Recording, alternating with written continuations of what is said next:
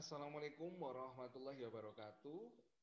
Baiklah, salam sejahtera bagi kita semuanya. Kembali lagi bertemu dengan saya ya pada mata kuliah pengantar ekonomi bangunan. Kali ini adalah video pembelajaran pertemuan kelima ya, di mana nantinya kita akan membahas tentang unsur-unsur dari pembangunan ekonomi. Izinkan saya untuk bisa share screen ya agar kita bisa langsung mulai untuk pemaparan dari pertemuan kelima kali ini. Unsur-unsur pembangunan ekonomi. Nah, apa saja yang terkandung dalam pembangunan ekonomi itu sendiri? Yang pertama adalah penduduk dan tenaga kerja, kapital atau dalam hal ini adalah modal, lalu sumber daya alam, teknologi dan fungsi wira swasta. Nah, ini adalah gabungan dari unsur dari pembangunan ekonomi itu sendiri. Berikutnya adalah pengertian penduduk dan tenaga kerja. Kita bicara tentang pengertian penduduk dan tenaga kerja, lalu angkatan kerja dan lapangan kerja, social capital, penelitian tentang human capital, dan masalah umum penduduk di negara sedang berkembang. Nah, itu adalah kita bicara tentang penduduk dan tenaga kerja. Lalu yang pertama, apa sih penduduk dan apa itu tenaga kerja? Yang pertama, penduduk adalah suatu kumpulan manusia yang menempati wilayah geografi dan ruang tertentu. Jadi, kenapa kok kalian dikatakan penduduk? Katakanlah kota Magelang, kota Semarang, kota Jakarta. Karena apa? Karena kalian merupakan kumpulan manusia yang menempati wilayah geografi dan ruang tertentu. Maka saat kalian dinyatakan sebagai penduduk kota Magelang, maka kalian memang sah bahwa kalian menduduki, menempati di ruang kota lingkup kota Magelang. Maka kalian dikatakan penduduk kota Magelang. Berikutnya adalah tenaga kerja. Adalah setiap orang yang mampu melakukan pekerjaan guna menghasilkan barang atau jasa, baik untuk memenuhi kebutuhan sendiri maupun memenuhi kebutuhan masyarakat. Ya. Jadi setiap orang yang mampu melakukan pekerjaan, jadi semua orang, ya, setiap orang yang melakukan pekerjaan guna menghasilkan barang atau jasa itu adalah dinamakan tenaga kerja. Kalian bekerja di rumah ya dengan menghasilkan suatu outputnya adalah produk, katakanlah kalian membuat produk jilbab, katakanlah. Nah itu kalian dikatakan sebagai tenaga kerja, walaupun di rumah. Ya. Lalu selain itu kalian juga menghasilkan jasa, ya jasa pembuatan apa namanya, pembuatan kolam misalnya, ya, pembuatan pakaian katakanlah. Nah, kalian juga merupakan tenaga kerja untuk memenuhi kebutuhan sendiri maupun kebutuhan masyarakatnya. Kalau kalian di rumah bekerja ya untuk mengepel lantai dan sebagainya, menyapu halaman dan lain sebagainya, kalian ya merupakan pekerja dari orang tua kalian. Berikutnya adalah angkatan kerja dan lapangan kerja. Bedanya apa sih? Angkatan kerja adalah penduduk usia produktif yang sudah mempunyai pekerjaan tetapi sementara tidak bekerja, maupun yang sedang aktif mencari pekerjaan. Jadi angkatan kerja itu usia produktif yang sudah mempunyai pekerjaan tetapi sementara tidak bekerja, maupun yang sedang aktif mencari pekerjaan. Jadi keseluruhannya ya angkatan kerja itu ya mau yang mencari, mau yang tidak bekerja, mau yang sudah bekerja, itu dinamakan angkatan kerja. Kelompok angkatan kerja adalah mereka yang bekerja penuh, ya, mau yang pengangguran terbuka, mau yang setengah menganggur, mau yang pengangguran tersembunyi atau terselubung, semuanya dikatakan sebagai angkatan kerja. Ya. Permasalahan kependudukan di negara berkembang yang pertama adalah pertumbuhan penduduknya itu tinggi sekali. Jadi sukanya apalagi kalau dingin-dingin gitu ya di rumah terus ya berproduksi terus lah itu. Penduduknya tinggi, distribusi penduduknya tidak merata. Ya.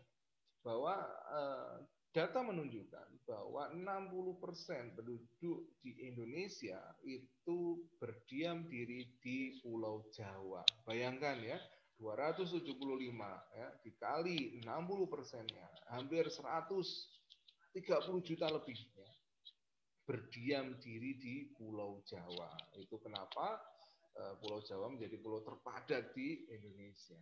Kualitas penduduk yang rendah, ya, kita bisa lihat bahwa kualitas penduduk di negara berkembang ya, itu juga cenderung rendah. Jadi pertama dari SDM-nya, apa namanya, pendidikannya rendah, lalu apa namanya, sumber daya manusia lainnya itu rendah. Nah, ini yang terjadi. Upaya meningkatkan kualitas penduduk yang pertama adalah dari tenaga kerja biasa, akan disekolahkan, akan dilatih, ya, sehingga apa? Meningkatkan abilities, meningkatkan skill, meningkatkan knowledge, ya, yang memiliki tujuan akhirnya adalah menjadi tenaga kerja yang berkualitas. Maka apa? Kadang perekrutan awal itu ya merekrut tenaga kerja saja, bahwa nantinya akan disekolahkan, akan diberikan pelatihan, pendidikan dan lain sebagainya untuk meningkatkan skill. Maka saat ini kebanyakan contoh yang paling nyata adalah perbankan. Saat ini perbankan tidak isi sepenuhnya oleh ekonom ya, tetapi bahwa alumni pertanian, peternakan, geologi, teknik dan lain sebagainya itu juga bisa masuk di perbankan nyatanya. Bahwa mereka nantinya akan diberikan pelatihan lagi, meningkatkan skill, meningkatkan knowledge mereka tentang perbankan dan menjadi tenaga kerja yang berkualitas, tidak kalah saing dengan alumni dari sarjana ekonomi itu sendiri. Itu yang terjadi ya, dalam upaya meningkatkan kualitas penduduk, dalam hal ini adalah tenaga kerjanya. Berikutnya adalah selain penduduk adalah social capital ya, di mana ada beberapa indikator dari social capital itu sendiri. Yang pertama adalah participation in a new network ataupun in a network itu sendiri. Jadi partisipasi dari sebuah jaringan. Lalu berikutnya adalah reciprocity, ya. Lalu trust, lalu social norms, lalu value dan proactive action atau actionnya sendiri lebih proaktif, sehingga apa, menjadikan suatu perilaku kerjasama yang baik.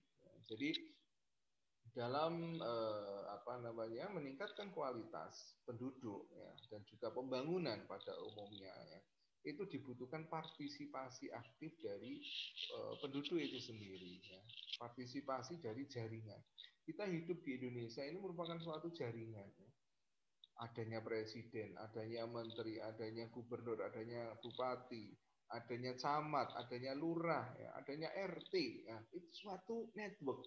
Saat kita berjalan sesuai dengan seirama dengan network yang sudah dicanangkan tegak lurus katakanlah, maka ya pembangunan perilaku akan terjamin dan juga bisa dikontrol. Lalu trust juga penting, ya, kepercayaan. Ya. Lalu social norms, ya, norma-norma sosial ini juga penting dilakukan. Ya. Kadang kita harus bisa mengadaptasikan setiap norma-norma saat kita berbeda norma, saat kita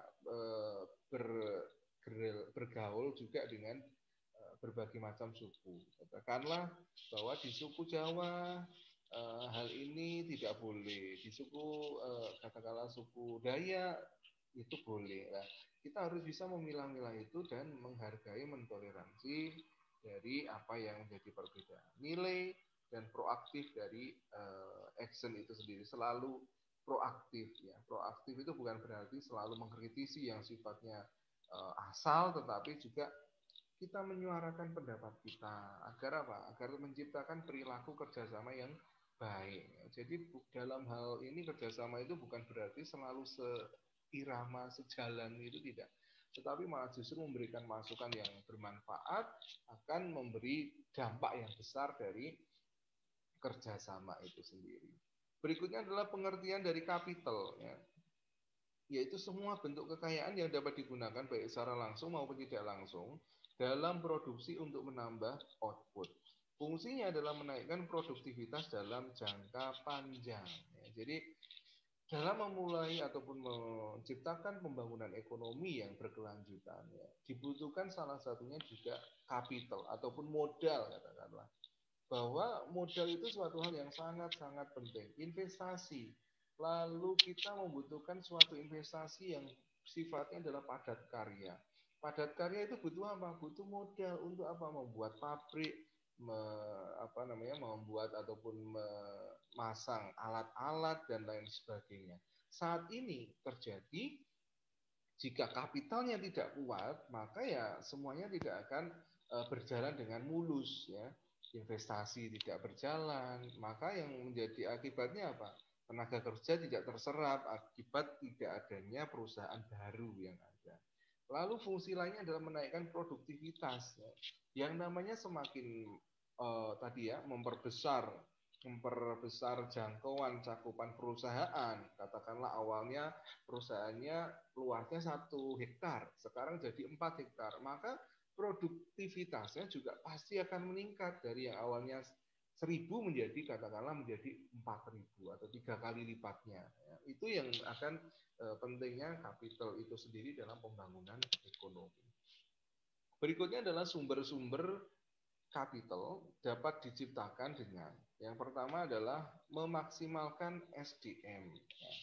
Jadi SDM itu sendiri itu sangat penting, ya. SDM sekali lagi sangat penting dalam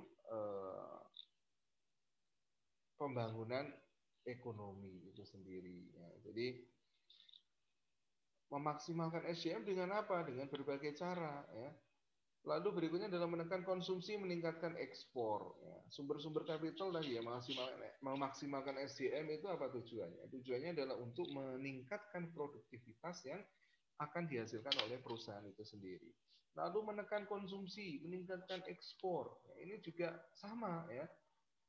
Bagaimana upaya perusahaan untuk mengurangi jumlah barang-barang yang diimpor atau mungkin dibeli, tetapi juga akan meningkatkan ekspornya ataupun meningkatkan outputnya, mengalihkan faktor-faktor dari yang kurang produktif menjadi produktif, dievaluasi kira-kira faktor mana yang sekiranya menjadi kendala dari produktivitas perusahaannya ini kenapa berkurang, itu akan dievaluasi dan akan menjadi produktif sehingga perlu dikembangkan beberapa faktor-faktor lain agar apa? Agar menjadi lebih baik.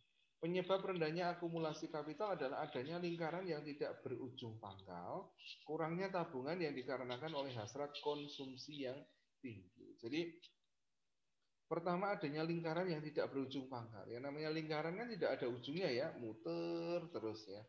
Masalahnya apa? Masalahnya terdapat kebijakan kadang tidak dapat bersinkronisasi dengan baik, tidak dapat berjalan seirama. Kebijakan di pusat, di daerah itu tidak mampu menangkap aspirasi dari masyarakat yang ingin menginvestasikan modalnya. Nah, kurangnya tabungan ya dikarenakan oleh hasil konsumsi yang tinggi.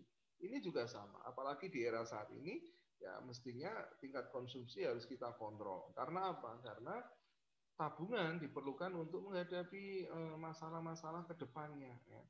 Kita akan menghadapi kendala perekonomian di tahun 2021, katakanlah. Perlu adanya cadangan devisa dari diri kita sendiri ya, untuk bisa tetap bertahan di tahun 2021 dalam hal perekonomian kita sendiri. Berikutnya adalah peranan pemerintah.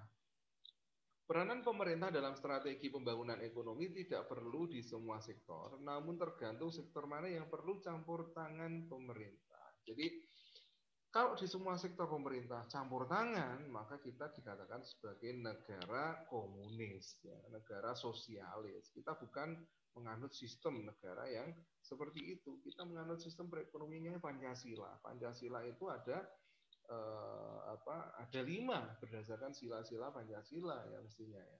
Tetapi bahwa sektor yang perlu campur tangan melalui wujud dari pemerintah mengundang-undangkan ya.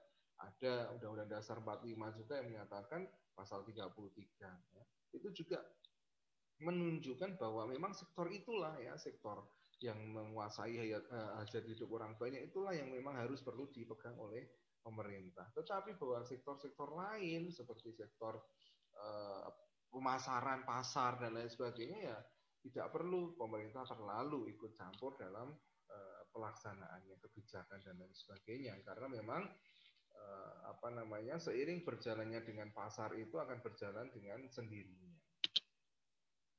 Berikutnya adalah sumber daya alam.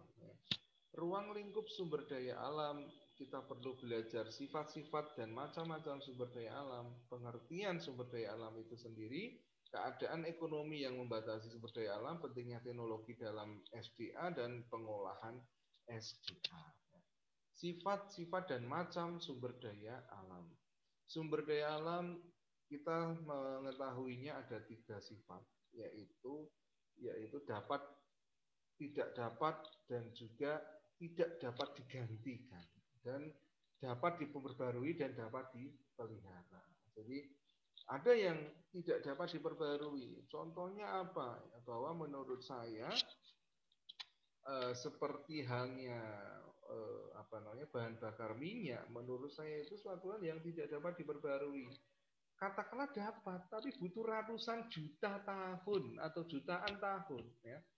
Itu ya sama saja tidak dapat, ya kan? Kalau dapat itu ya hitungan puluhan tahun, ya, katakanlah mungkin 100 tahun, itu masih lah ya, dapat diperbarui.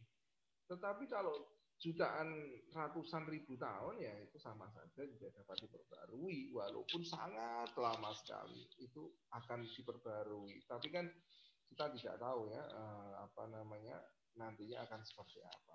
Sumber daya alam yang dapat diperbarui dan dapat dipelihara ini juga walaupun dapat diperbarui bukan berarti kita harus atau langsung mengeksploitasinya secara masif ya, tetapi juga harus dipelihara. Sumber daya alam yang tidak dapat digantikan.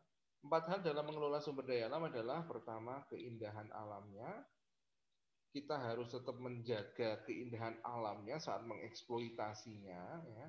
Contohnya apa? Bahwa saat ini ya di Magelang sendiri kita ambil contohnya, ada banyak sekali restoran-restoran di bukit, ya, hotel di bukit, katakanlah mata langit ya dan lain sebagainya. Ini perlu, tetapi juga perlu mengedepankan juga keindahan alamnya juga perlu ditata, lingkungannya juga jangan sampai rusak ya, dan juga pengambilan sumber daya alamnya. Misalnya adalah selain contoh adalah masih di Magelang, pasirnya yang luar biasa terkenal seantero Jawa Tengah dan beberapa daerah lainnya. Bahwa memang pasir Muntilan itu suatu hal yang memang sangat luar biasa sekali. Itu memang nyata bahwa dibandingkan pasir-pasir lainnya, pasir Muntilan, kalau kalian pakai pasir Muntilan, ya, bor itu nggak akan, sangat susah sekali tembus di cor yang berasal pasirnya dari Muntilan dibandingkan pasir lainnya. Itu suatu hal yang nyata. Tetapi bahwa kita harus bagaimana cara mengambil sumber daya alam ini tetap harus memperhatikan lingkungan. Biaya penggalian, penggunaan sumber daya alamnya. Itu tadi, jangan mengeksploitasi yang terlalu berlebihan. Gunakanlah secukupnya. Amerika, sering saya ceritakan bahwa Amerika itu kaya sekali akan minyak, tambang, dan sumber daya alam yang terkandung di dalamnya. Tetapi mereka lebih memilih untuk bisa menginvestasikan uangnya untuk bisa mendapatkan sumber daya alamnya dari luar Amerika, ya, dari Timur Tengah, dari Indonesia sendiri, dan juga di negara-negara lainnya. Karena apa? Karena mereka sadar ya, namanya tambang emas, minyak, dan lain sebagainya itu bukan suatu hal yang dapat diperbarui dengan singkat, butuh ratusan ribu ataupun 1 juta tahun bahkan. Dan mereka sadar hal itu, dan dan mereka yang lakukan apa? Mereka lakukan ya, kita eksploitasi saja, kita punya uang ya, kita eksploitasi saja itu negara-negara Timur Tengah ya, negara-negara Asia ya, kita eksploitasi saja. Mereka habis, kita baru keluarkan senjata utama kita. Nah, itu yang terjadi, bahwa memang penggunaan SDA-nya perlu ditata. keadaan ekonomi yang membatasi penggunaan SDA, tidak tersedianya sumber daya alternatif. Nah, ini sebetulnya tersedia, tetapi apa yang menyebabkan tidak tersedia? Karena faktor kebijakan yang dipersulit. Ya, kita pernah sering ya dari eranya dulu ada mobil listrik pertama di era kepemerintahan menterinya itu Pak Dahlan Iskan. Nah, malah justru beliau terjerat kasus itu dan masuk ke dalam bumi. Nah, ini memang ada faktor-faktor lain di luar ekonomi, ada faktor sosial, politik yang memang bergabung menjadi satu, tidak mendukung adanya sumber daya alternatif. Kita patut bangga ya adanya B30 itu ya, pengganti solar itu sendiri ya, kita bangga sekali. Ya. Tetapi ya itu tadi belum masif dari pelaksanaan ataupun pemanfaatan dari sumber daya alternatif. Pengelolaan yang kurang baik. Ya. Ini tadi sumber daya alam kita dikelola dengan sangat-sangat kurang. Ya. Contohnya apa? Ya, contohnya adanya emas. Sekali ada emas di sungai A misalnya. Ya. Wah itu berarti nanti pasti akan banyak sekali masyarakat yang ada di sungai A. Dan apa yang terjadi? Kerusakan lingkungan akan terjadi dengan sendirinya. Distribusi tidak merata. Ini juga terjadi bahwa di daerah-daerah tertentu ada sumber daya alam, dimanfaatkan secara maksimal. Di daerah lain tidak ada sumber daya alam dan tidak merasakan dari dampak sumber daya alam yang ada. Di Papua juga sama, mereka merasa bahwa kekayaan sumber daya alam mereka itu kok dinikmati oleh penduduk Jawa ya, dibandingkan penduduk asli Papua. Makanya mereka protes. Itu yang terjadi. Bentuk pasar yang tidak tepat, perubahan biaya, ketergantungan pada ekspor. Berikutnya adalah teknologi dan wira swasta. Teknologi keseluruhan sarana untuk menyediakan barang-barang yang diperlukan bagi kelangsungan dan kenyamanan hidup manusia. Lalu wira swasta adalah kemampuan seseorang untuk melakukan tindakan yang efektif, efisien, secara mandiri untuk memenuhi kebutuhan sendiri dan upaya penciptaan lapangan kerja bagi masyarakat. Jadi teknologi dan wira swasta ini sangat-sangat dibutuhkan perannya secara proaktif. Ya. Teknologi itu suatu hal yang awalnya tidak mungkin menjadi mungkin. Kita mana bisa berpikir bahwa saat ini kita bisa berdiskusi bersengkrama via video conference saat ini. Kita nggak pernah memikirkan itu. Katakanlah 10 tahun, 20 tahun lagi, saya yakin ya, bahwa apa? Bahwa video conference saat ini suatu hal yang jadul bagi cucu kalian kelak ya. YouTube, jadul itu, apaan itu ya kan? Di 10-20 tahun lagi ya. Bahwa nantinya sistem perkuliahan itu via hologram nantinya. Mungkin juga bisa ya. Penjualannya via hologram ya. Jadi nanti kalian kuliah di dalam kelas ya. Saya ada di rumah, kalian di rumah, tapi ada di dalam kelas, kalian duduk, saya duduk dalam bentuk hologram. Itu teknologi. Itu suatu hal yang tidak bisa kita tinggalkan, dan itu menurut saya akan terjadi. Ya. Wira swasta juga sama. Ya. Wira swasta itu bukan suatu hal dikatakan pengangguran, malah justru mereka itu merupakan tonggak dari perekonomian sebetulnya. Wira swasta ini diidentikan dengan pekerja yang tangguh, pekerja yang efektif, efisien. Ya. Jadi kalau kalian punya usaha, ya tidak perlu khawatir untuk bisa mengembangkan usaha kalian. Karena apa? Karena inilah upaya penciptaan lapangan kerja bagi masyarakat yang dapat kalian lakukan. Berikutnya adalah dari peranan teknologi dan wira swasta itu ada kemajuan teknologi dapat meningkatkan modal ataupun tenaga kerja. Fungsi wira swasta adalah mengganti cara-cara lama dengan yang baru. Itulah tadi pemaparan perkuliahan kita selama pertemuan kelima ini. Terima kasih atas partisipasi kalian dalam mengikuti perkuliahan kita via video pembelajaran ini. Silakan tinggalkan pertanyaan dan juga komentar dan juga menjawab pertanyaan dari teman-teman lainnya. Silakan tinggalkan di kolom komentar. Terima kasih. Apabila ada kesalahan, saya mohon maaf. tetap berkarya, ya, tetap patuhi protokol kesehatan, tetap jaga diri, dan juga tetap sehat, ya. Jadi meminum dan memakan makanan yang bergizi agar imun kita tetap meningkat. Itu saja mungkin dari saya. Kita akhiri pertemuan kali ini. Terima kasih. Wassalamualaikum warahmatullahi wabarakatuh.